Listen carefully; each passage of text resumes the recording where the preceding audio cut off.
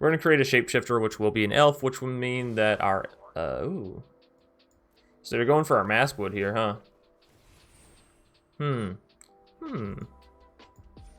It's not fun. It's not fun at all. Not gonna lie. You're hurting my feelings a little bit. That's okay, though. We got a big board, so... You know what they say about big boards. Means you got a big deck. Uh-oh. What's up, everybody? My name's Chance. Today we're going to be diving into a self-reflection deck. Get it? Elf reflection? It's an elf playing Reflections of Littjara. I thought it was a cool play on words. Y'all know me. This is the only place you can get these punny names in the deck title. Anyways, it's a 5-mana enchantment. As it enters the battlefield, you're going to choose a creature type. We're going to choose elf, obviously. Whenever you cast a spell of that chosen type, copy that spell. So we're going to essentially play 2 elves every time we play 1 elf, which is great. You know, 2 for 1 is... I'm all about that deal. Send me to the grocery store and throw that on everything, and I'll come out a broke man. Anyways, if you'll notice over here, we also have Maskwood Nexus, which means we're going to be turning everything into elves, which means everything is going to be spawning twice. So really fun concept here with elf and, you know, Maskwood, because elves actually do allow you to ramp again. There was a period in Magic where elves were really bad and sort of non-existent, and I kind of understand that because when I first started in Magic, they were very prevalent and allowed you to ramp, and everyone got kind of tired of that. Anyways, they are now back. Jaspera Sentinel, super strong card. 1, it's a 1-mana 1/2 with reach, which means it's a decent little defender even against rogues. 2, you can tap this card and tap another untapped creature and create an additional mana. Now, that doesn't seem super beneficial maybe to the surface, but when you get to thinking about, well, okay, turn 1, I can throw Sentinel down, and then turn 2, I could potentially throw down another Sentinel plus an Edgewall Innkeeper, like all within the same turn, and then on the first 2 turns, you have 2 mana generators and a card draw engine, right? Which is, again, insane. Anyways, Reflections, I'm going to pull you back over here where you're supposed to go on the 5-drop slot. So, as noted, we do have Edgewall Innkeeper, which means we're not only playing elves, and this is the reason why we brought in the Maskwood, is because I want other creatures to also get that doubling effect, and, well, adventure cards are a great way to both, A, draw us cards, right, off the Edgewall, B, when we do get to copy them, they're all solid creatures, you know, 5/5, a 1/4 with flying for 2 mana, certainly not a bad thing. And, you know, they help with the Grey Hinge because we have Lovestruck, which can get very big. We also have Kazandu, which is fine because Kazandu would have fit in this even without the adventures. But Kazandu plus Lovestruck, I feel like, is plenty of reason enough to warrant a Great Hinge, which is, well, honestly, really, really good. And the fact that we're playing Simic with Reflections allows us to do this little splash thing right here, which you'll notice a lot of this is control. So we have 2 copies of Neutralize, which is excellent, just in general counter magic. If you're up against an aggro deck, don't feel bad cycling this card out to find something that will answer them better. We got 1 copy of Brazen. Again, this can be good in a tempo sense, just really depends. I don't think Brazen is as good nowadays as what it once was, but that's just personal opinion. Of 1 Mind, we do have the access to, you know, 6 humans total. It's okay. I don't know. I've been sort of on the fence about this card draw for this deck, but I want a low card draw for sure, and I can't play Frantic Inventory because you have to play 4 copies of that, and I don't know if you noticed, but this deck is sort of already overfilling, so... Anyways, 1 copy of Mystical Dispute. I think it's a really good splash as a 1-off or 2-off, given any Soul Tide deck, any Rogues deck, any Mono Blue deck, any of that kind of stuff. This is going to be very, very handy. Tyverkel, again, we don't want to go too deep on the elves, but I think having 2 copies is perfectly fine. 1, it gives all your other elves this ability to ramp, which of course can help you get down things like Vorinclex, Coma, Great Hinge, all this sort of top-end stuff. 2, it allows you to create additional warriors or creature tokens in general, which is nice if the opponent keeps board wiping you. And finally, since we do have a Vorinclex, that means if you go to play a Tyverkel, you can immediately get that emblem with whenever you cast an elf spell against haste and draw 2 cards. And of course, that should put you into victory alone. Anyways, moving us down into this top end, we have Vorinclex and Coma, as I had mentioned. Now, the nice thing about these 2 cards is, well, of course, we have Reflections of Littjara and Maskwood Nexus. So, with enough setup, you can, of course, get down 2 Vorinclexes. Not that it's going to be the world's biggest benefit, but if you do have a Vorinclex coming down while a Great Hinge, you know, there's that slight little additional boost, and since you already had these down, it's kind of for the free ski. Same thing with Coma, having it enter isn't going to be a huge benefit for you, but for the most part, you're using using this for your adventure spells down here with the Fae, Edgewall, all this kind of stuff to build up into the top end, and having this top end execute whatever. Of course, Reflections does just naturally copy all of your elves, so getting additional War Masters, Sentinels, all that kind of stuff can be very interesting, given you can always put the 7 mana into the War Master and pump it up. Anyways, I feel like I've kind of talked in circles, not gonna lie. Fae of Wishes is a really good card as it gives you access to the sideboard. Y'all know I'm a huge fan of being able to use a sideboard in a best of 1 game. Again, if you're gonna take this into best of 3, make sure you take out things such as Sleep, which are specifically designed for a, well, best of 1 sideboard, right?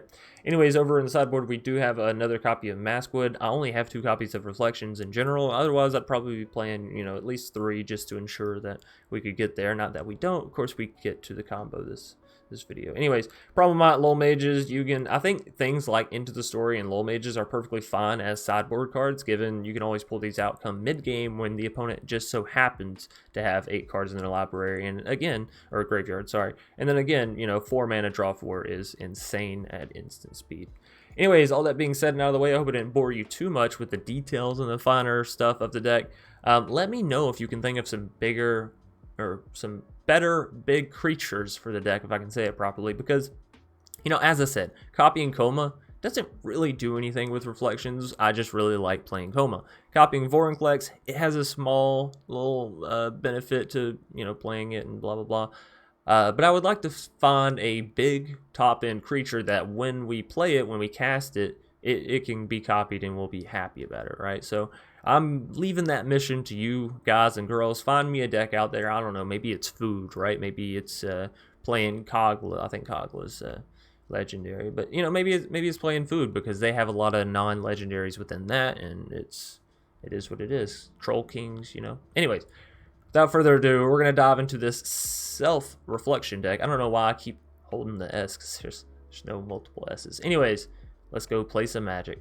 Sangallon. Why do I feel like I've heard that before? Didn't we used to have someone here on the channel close to that name? Sangallon. What was it? No, it was Pargellon. Ah, that's right. So it's sort of similar. 3 letters and then gallon. I don't know. Maybe it's not that similar. I think turn 1 we go for a Sentinel. Turn 2 we'll probably go for a Lovestruct, or maybe even another Sentinel, as that's, you know, really good too. Opponent's playing Abzan so far. Interesting. So play you. Also play you.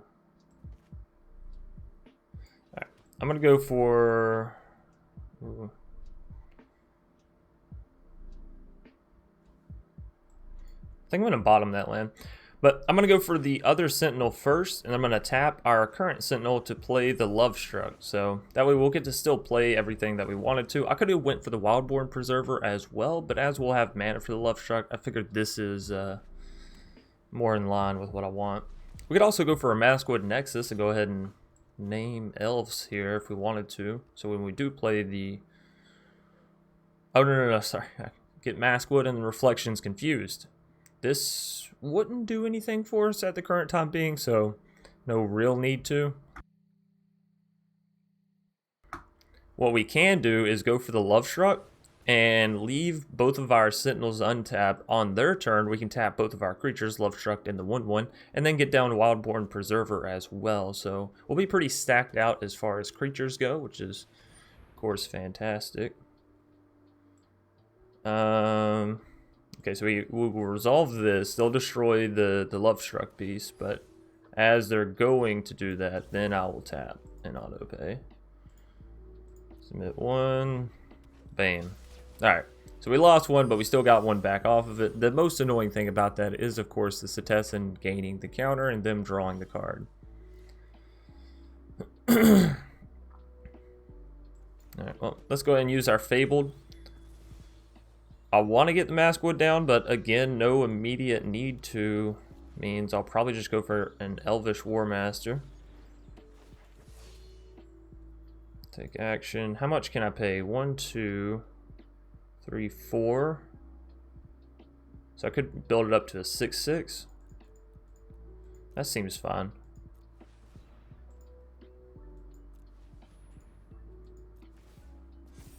And then we'll swing all in. This way, if we draw into the Great Hinge, it'll only cost 3, so we can also get that down. So we're not in a terrible position right now. Got a big creature, got a lot of mana. Of course, if we draw into a Coma, something like that, you know, we can actually hit that because we are at 7 mana. Might sting a little if they hit us with the Exile effect. Of course, they would choose even, so we'd lose the Preserver and the War Master and the token. We would only have the Sentinels left over, so that'd, of course, be a rough time indeed. Sorry, my eyes are a little sensitive because right now we have a lot more light in the room than what I used to, because the camera that I now have, the webcam, it also emits light, so my eyes get... Oh, come on, game. Ready. Well, this is fine. This is everything I wanted in life and so much more. So we could create a shapeshifter here. I think we're just gonna not.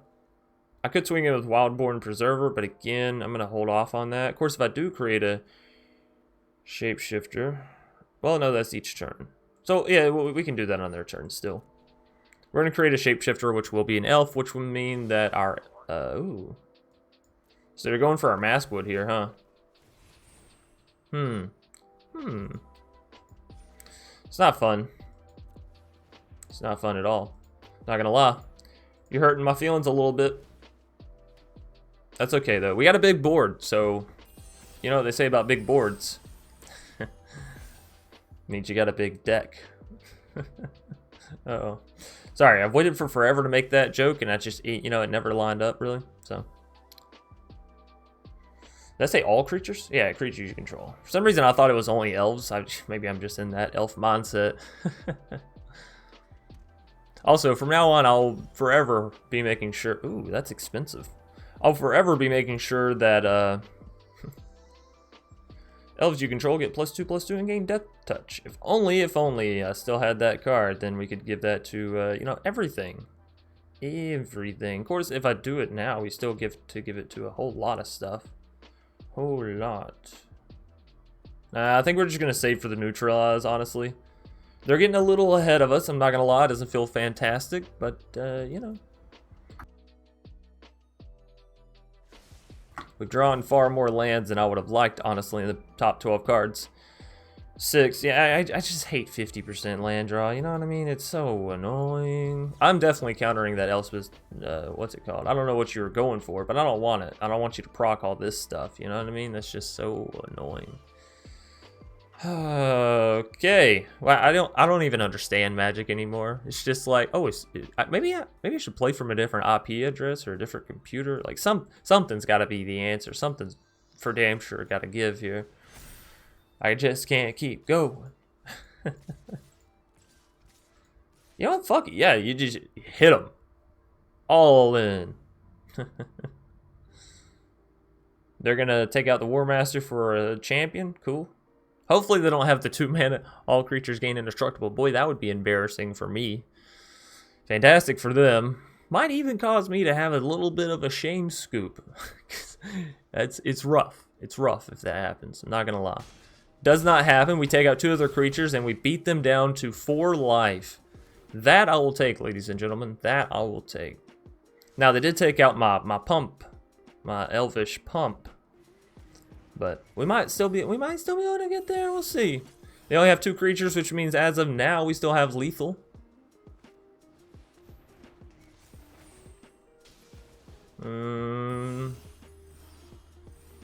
We no longer have lethal. They're gonna live with 1 life. But I'll be damned if I don't still do it. You just gotta send everything, you know? Times like these, this is what's important, having the numbers. You know, I don't know what else to do, honestly. We drew a lot of lands, okay? I'm gonna level with you. We drew a lot of lands this game. 7 out of the top 14 is not what you want, okay? We only have 23 basics, or 23, you know, actual lands deck. 3 of the other ones are Kazandu, so... Where the game gets off giving me this many... we still win. Fantastic.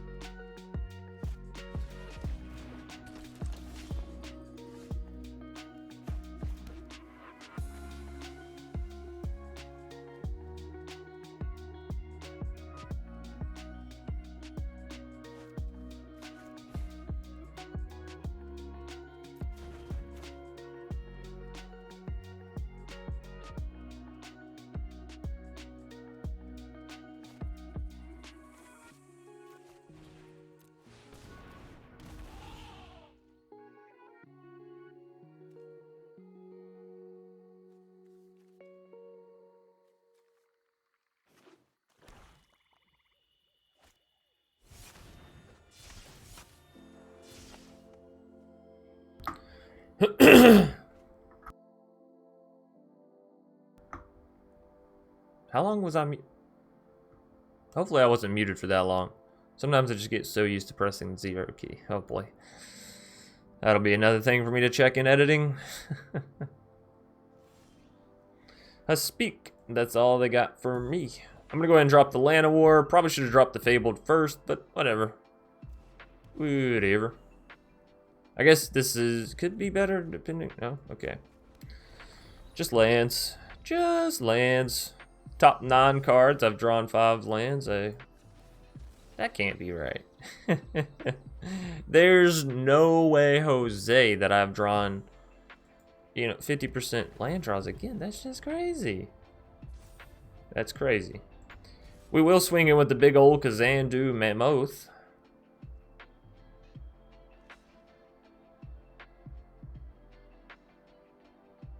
I'm a little fearful they have something like a Call of the Death Dweller, Village Rites. That's fine.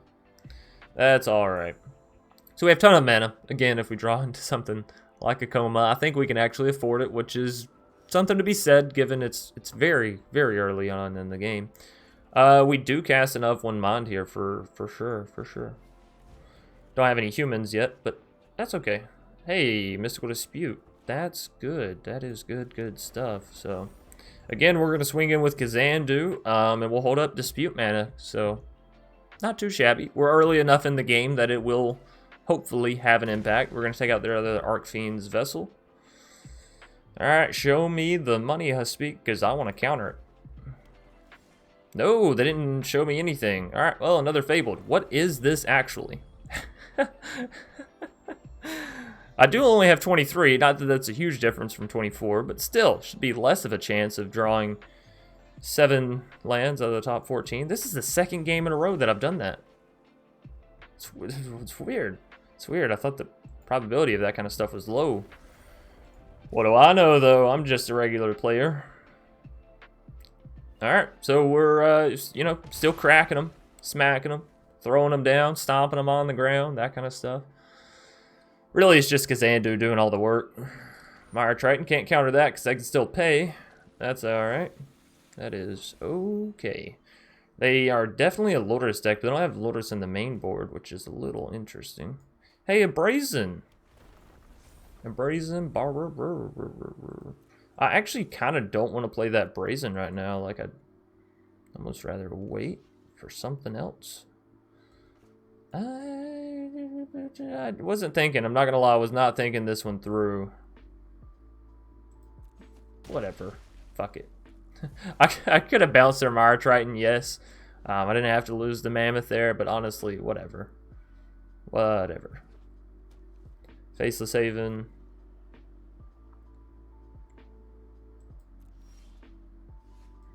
Hey, there's something. Ah, finally. Finally. Again, we're just gonna save the Brazen and the Mystical Dispute. That's the kind of nice thing about this deck, because we do have a little splash of Rooski of the control magic. We don't have to worry about just sort of barreling in and being like, oh no, if it gets late game, we're just teetotally fucked. Don't ask me why that is teetotally, because yeah, whatever. This is the things that I do not enjoy when our Mystical Dispute will not be enough. But that's okay, right? No, because no. Damn it, no. Or wait. No, because they're still going to make us discard. So we might as well do this so they can't do anything else thereafter, right? So they can still pop their Faceless Haven up. But that's not really worth it. They're for sure going to make us discard this regardless, because I'll have to. Alright, well then I might as well cast it. Make them tap out their mana for it.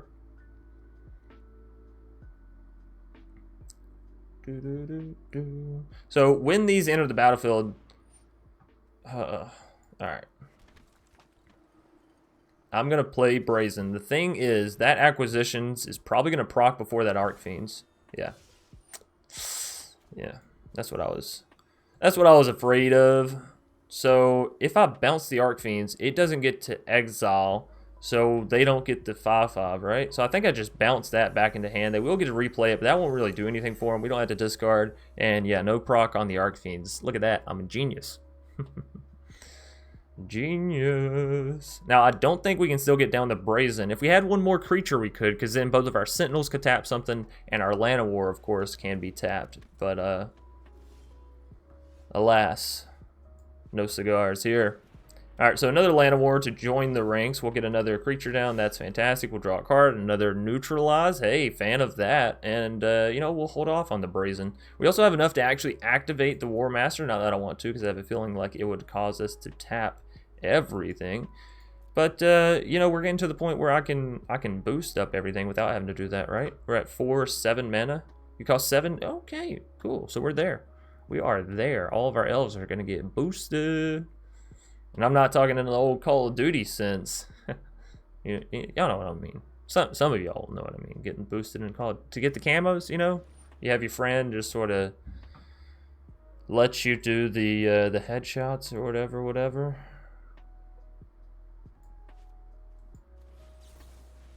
I don't know what I'm talking about. We are going to neutralize the dead weight here because I want to keep the War Master alive. I have big plans for him, and he has big plans for our elves. So it's sort of like a love triangle that's going on here. Anyways, is that all you have for me, foe? That's weak. That's weak sauce. Auto pay, so I don't really care.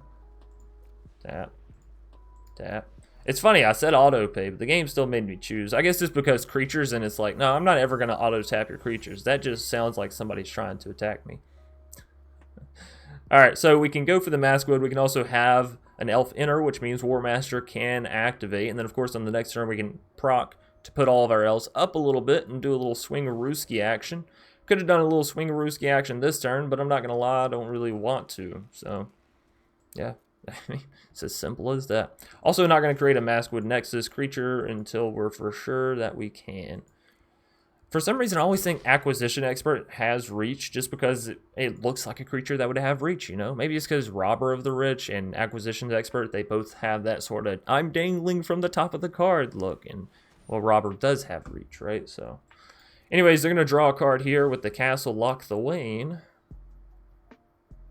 Lock the Wane's World. Pass, and yeah, activate. Activate. Happy that they seemingly have been bricking here and there and everywhere as well. We got a lot of elves down and a lot of lands. Alright, it's fine. 1, 2, 3, 4, 5, 6, 7, 8, 9. 9 4/4s. They have 6, 7 defenders. No, they have 4 defenders. I don't know what I'm talking about. They have 4 defenders. They have 9 attackers, which means 5 people will get through 5 damage, each dealing 4. I mean, that is lethal, right?